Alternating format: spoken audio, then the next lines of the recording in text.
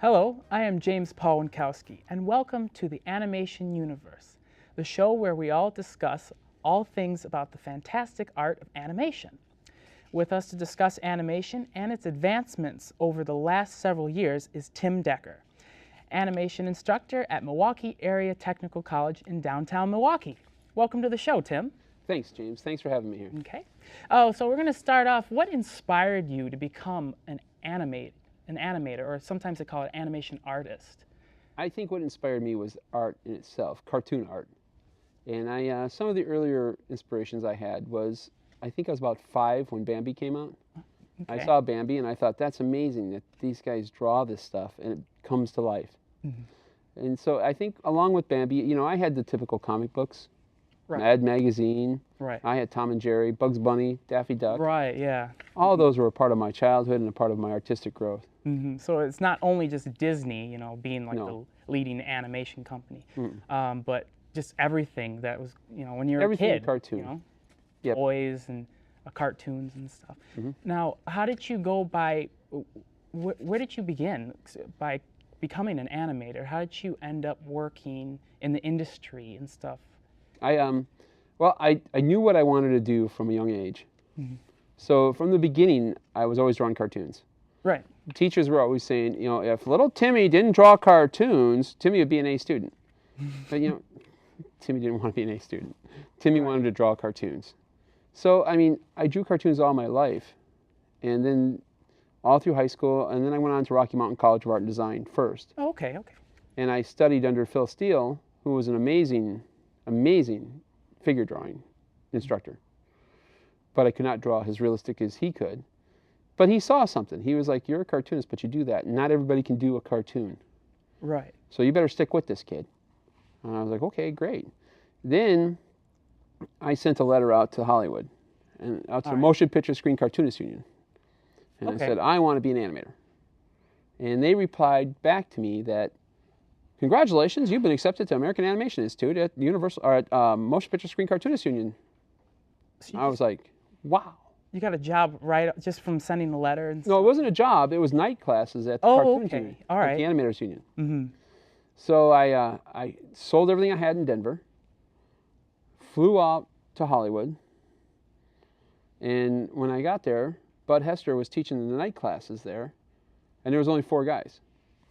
And this is back in 1982, before animation came back. Right, because it had kind of a slump at the time. Mm-hmm. Disney was pretty much a big, you know, powerhouse, pumping out cartoons and motion pictures. Yeah, they were doing pictures, yeah. And they, so when I got there, he said, you're a brave soul. All you kids came from out of state, and there's no work in animation. So I was like, oh my God. I was like, well, I'm going to do something. And he said, well, you kids need to go to CalArts. Okay. That's where you need to go. We're like, what's CalArts? And he said, California Institute of the Arts in Valencia, California. So I went up there and I talked to Bob McCrae, and this is in 1982. Mm-hmm. And he said, oh, by all means, we want you here. Yeah, for sure. You'd come on up to the school. We'd love to have you. And that would be majoring in character animation. Okay, character animation. So I was doing the happy dance again.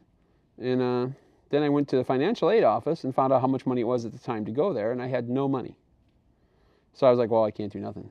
So I went down and talked to Mr. McCrae, and I said, if I go in the Air Force and come back, am I still accepted? Right. And he said, oh, by all means.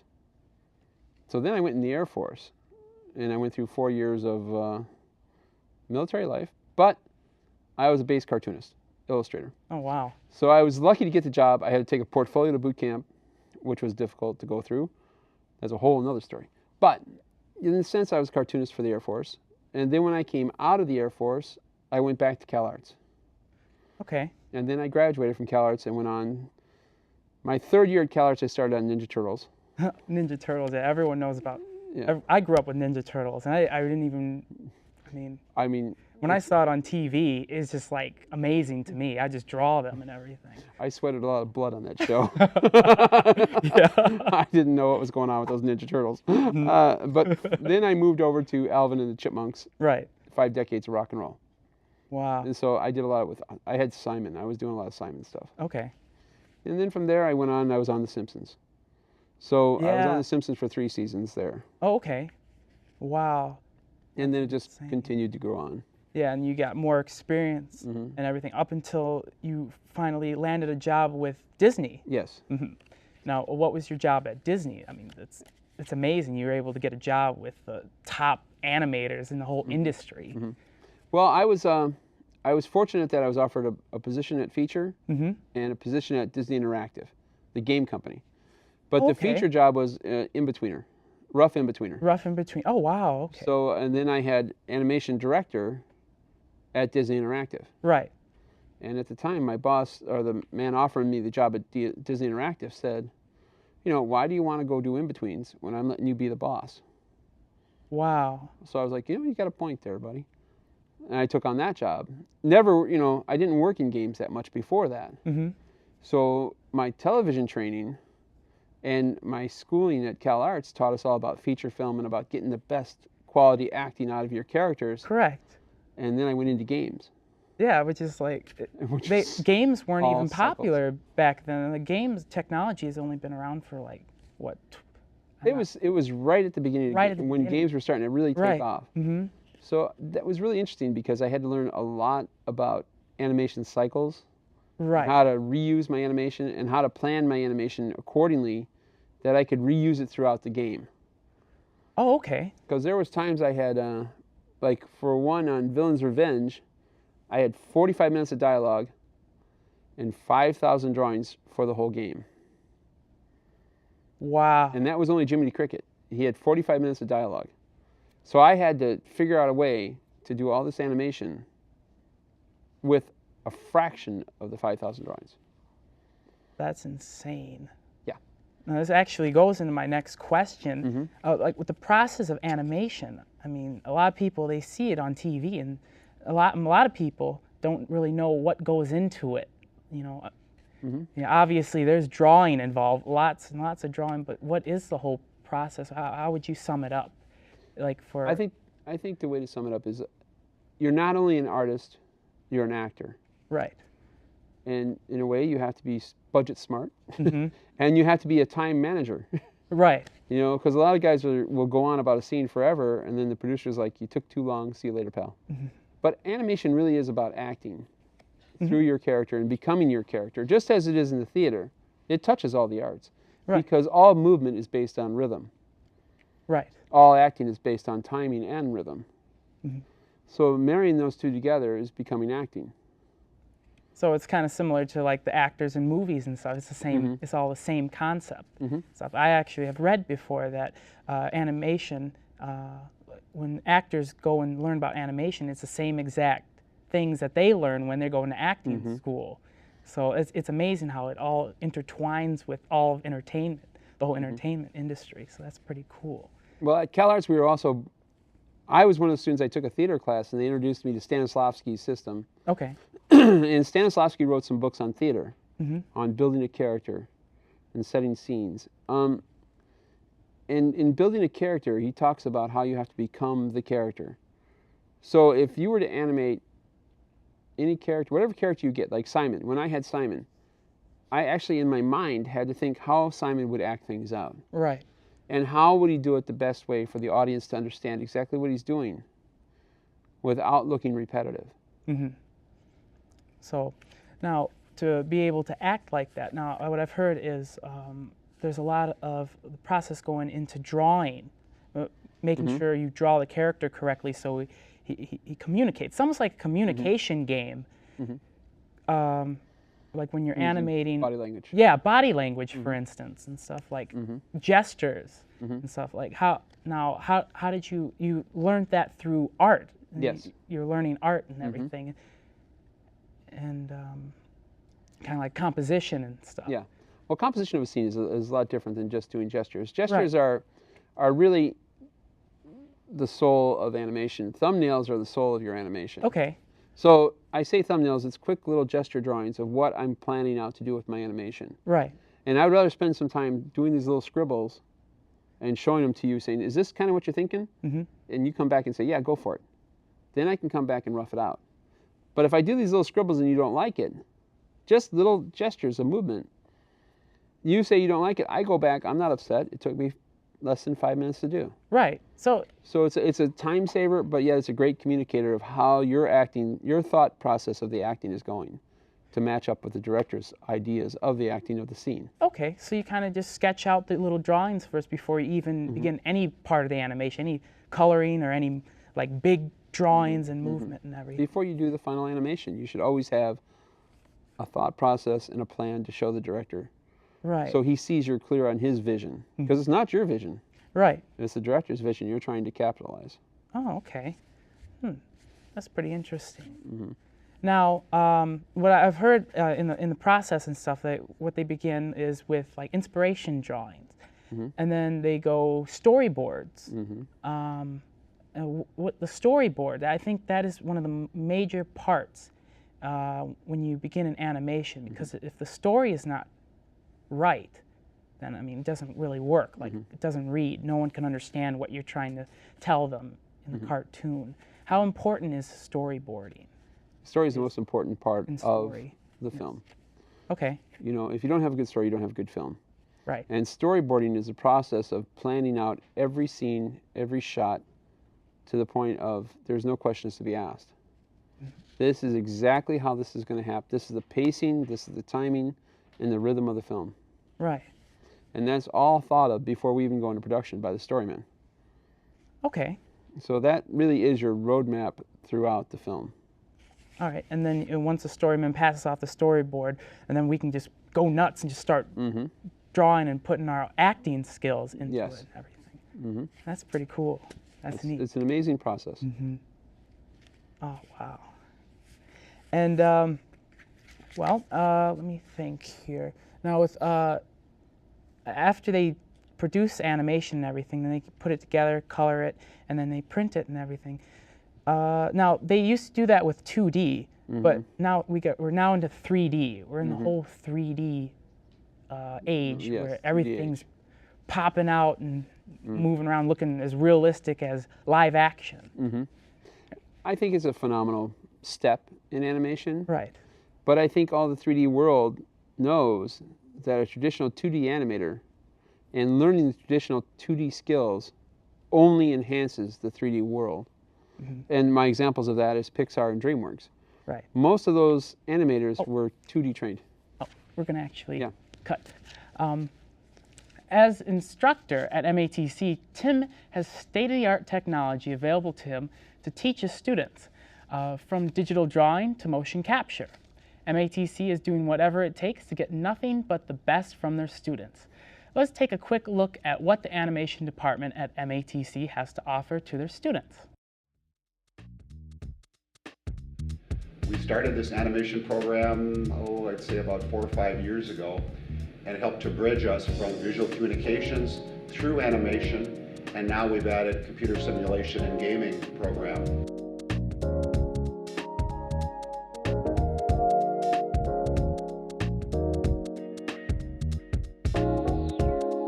These programs are all state of what's happening in the industry out here worldwide.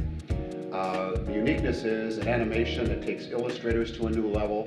It integrates a lot of the technical skill sets that students need to get in the industry to create a lot of the entertainment, film, arts, and media venues that are out there. As you know, with the cell technology and iPhones and everything else, there's a lot more movement you see today than the still art we used to see many years ago. So we've bridged from still art to movement, to animation, to game applications and simulations.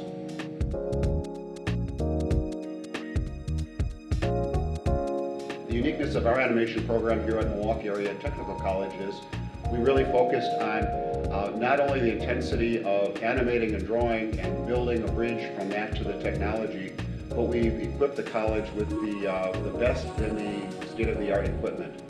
We're unique in the United States, being one of 2 colleges that has the motion capture system, a series of lights that are put on a person, a live human, and the movements are all captured into the system that are then recorded and they're actually integrated into a live animation piece, just as you saw in Polar Express and some of the later movies that have come out recently.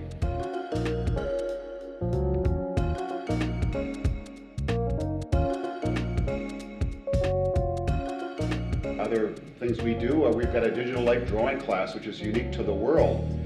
We took and capitalized on some equipment which faculty will tell more in detail about, but the system helps the flow of animators doing fast sketches to equal out to many series of drawings that they normally did without being able to print them off a computer or do sequencing other than manually. So we're very proud of our program. We brought in some of the best faculty that came from the industry.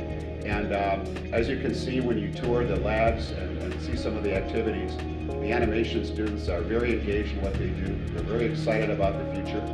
And as we move forward with all of this technology, we're lobbying with the community to bring more industries to Wisconsin because we have such a world-class ability to put workers that are well-trained into the workforce.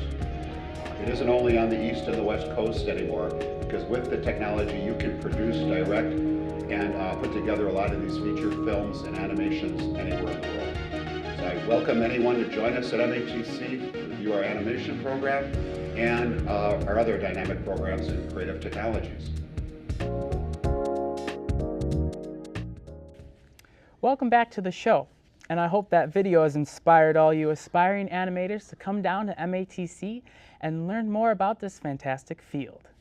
In the meantime, let's get back to our discussion with Tim Decker, and let's start off about the digital drawing technology. The digital drawing lab that we have open up at MATC is a digital life drawing class, and we are the first in the Midwest, if not the world, to be doing digital life drawing on the Cintiq Wacom tablets.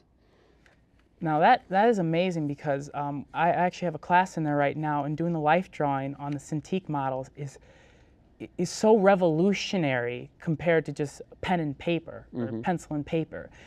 You can draw as many times as you want, and you can erase, and you can draw, and you can undo and redo. How is it's going to help everyone? I know that's going to help everyone, but what else can we do with it besides life drawing? The fun thing about the digital life drawing class too is that we're using Corel Painter, and that's a very inexpensive program. Right. But the thing that makes that program special is, if the student wants to work with a pen, he can work with a pen. Oh. If he wants to switch to a brush and do watercolor and gouaches, he can do gouaches. If he wants to go to a point of painting or using pastels, it's right at the touch of a button. There's no mess, no turpentine, no linseed oils, and no canvas, no wet canvases laying around. Yeah, that I could be bumping into. No extra expense to be carrying around all that stuff. That's what is the most amazing part of the technology. It's endless what you can do with the Cintiq models. Now, there also is rumor that you'll be putting on more software like Corel Painter. What other softwares do you plan on incorporating with the Cintiq technology? Well, thank you for bringing that up. We're going to be bringing up Toon Boom Studios, which is an animation software where we can do 2D animation, and we can time out 3D animation also in Toon Boom. Right. And there's also Storyboard Pro, whereas you can storyboard your animation out in a template and time it out to your dialogue so that you have an animatic. An animatic is where your dialogue runs as a stream along with your storyboard, timed out how you want your film to be. So that becomes a roadmap for your animation. And when you do your animation, scene by scene, you take out the timed animation in the animatic, put in your animation. Oh, so it's really a time-saving tool. That's excellent. It's going to save with paper, so it'll be good for the environment, and it's going to save with all the stress of carrying around all the pencils, papers, and time sheets and stuff, which they do. They record animation on it when they're You're X-sheeting, yep, and also like coloring your animation. In Toon Boom, we could have a stack of 200 drawings, and we want to color the nose on the first drawing. We'll put the paint bucket over, click it on the nose, and the paint goes all the way down the scene. Oh, wow. And it'll color the nose. So you're coloring one drawing, but yet coloring 150. So it was faster production. Faster production, and it's state-of-the-art software, just like software we use for 3D. Oh, that 3D Studio Max with Brian Meninaw and Earl Beatty. Oh, that is excellent. And incorporating that with the 3D programs that we have, like 3D Studio Max and Maya and Mudbox, that's going to help out a lot. Are you going to be incorporating more classes where you'll be instructing using the Cintiq, like the 3D classes? Like, are you going to use the Cintiq in 3D? We'll be bringing Mudbox into the Cintiq room. Oh, wow. And hopefully someday we're getting more Cintiqs, but that's, that's in the future. Right. But yes. I really think that they're revolutionizing how we're teaching at MATC, because the students can draw right on the screen. There's no paper. We're saving costs on paper. We're not cutting down trees. We're actually animating right on the screen digitally. Oh, wow, that's excellent. Now, for people who don't know what the Cintiq is actually, it's a separate screen, kind of like a monitor, and you can draw directly on the screen as if you were just drawing on paper. It's relatively new. Well, the Wacom has been around for a while, but this Cintiq is new as of 2 years ago it came out. Oh, wow. Wow, and we've had them for a year. We have the state-of-the-art technology here at MATC. Yes, we do. Yeah, and we will be getting more in, you say? I would hope we would be getting more in, hopefully. All right. Eventually, not this year, but eventually we'll be building it. What our plan is and what we hope to accomplish is to have everything digital. Right. Oh, okay. Because 3D is all digital. Right. 2D can be all digital. And if we're all digital and we stay up to date on all this stuff, we're still leading the state of Wisconsin in technology.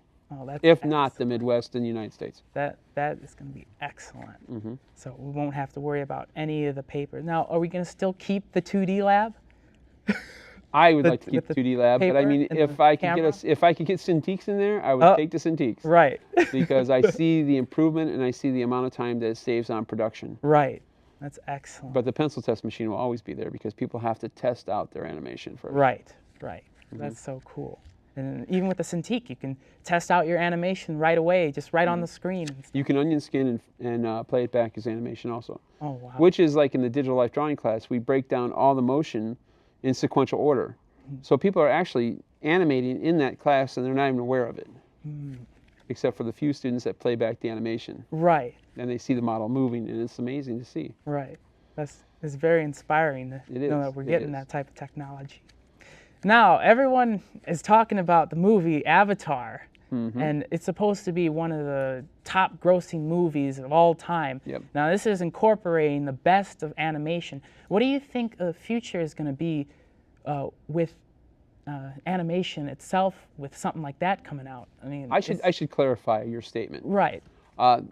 I wouldn't say it's the best in animation. Okay. It's the best in motion capture and 3D animation. Okay, motion capture. Okay. And the motion capture teams on that film did a phenomenal job. Right. I'm not one to bash it. It's all, the thing that I find phenomenal is it's all made up in 3D. The worlds, the characters, the vehicles, everything. You're just indulged in it. It's a 3D world that you're immersed into, and it's done very, very well. I mean, if it wasn't, it wouldn't be breaking all the records. Right. I mean, really, seriously. But, 3D is really taken off. And motion capture, which I'm proud to say is we have motion capture here at MATC, and it's the same motion capture that they use in Hollywood, the Icon system. So, I mean, it's amazing that we have that system right here at our fingertips, and our students are using it and learning it. We could be the next teams of avatars. Yeah. The Avatar team. That's right. My students all could be learning that, and they could all be going on to move on to do that. And then that's how you're going to plan on getting our students into the industry and everything, is by giving them all this technology at their disposal so they can use it and they can understand it and get hired. Yeah. My approach to MATC is, it's your career. It's not my career. Right. I had a career. I mean, it's your career. I'm giving you the tools to make you better. If you use them, you get better. If you don't, you stand by the wayside. It's that cut and dry.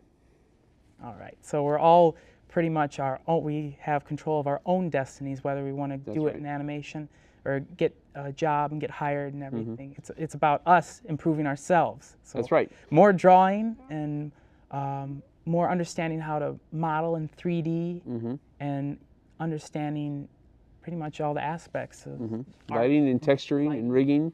I mean, Brian Menenaw is an amazing instructor in 3D, and so is Earl Beatty, Chris Beatty. They both know 3D Studio Max, and they've been working on it for 10 to 15 years. They know the software. They know what needs to be done. And I think the great thing about the two of them, and myself, I've been learning 3D, and I teach 3D. I teach timeline and keyframes. I only teach the animation part of it because that's really where my love is making things move and come to life. Now, Brian and Chris teach the rest of it all because they understand the system. They're more technical than I am, and they're better 3D artists than I will be because I still have a desire to draw. Do 2D stuff. I mean, they still draw too, but I mean, my whole world is drawing cartoons and making animation. Right. Making things come to life and move. That's where my passion is. You're constantly learning. Yes. Even though you're an instructor, we're all still learning. We're That's all right. learning new things and new technology and how to go by our field. That's what I think is really, truly a great gift that MATC has for their students is that we have the new technologies that we all immerse into. You know, Brian, Chris, and I are always learning something new. And we're always trying to approach new things for our students, which keeps us on our toes. All right. Thank you, Tim. That's all we have for today. I would like to thank Tim Decker for stopping by and discussing all things about animation. And thank you for having me, James. Thank you. I am James Paul Winkowski, and thank you for watching this program. I diddly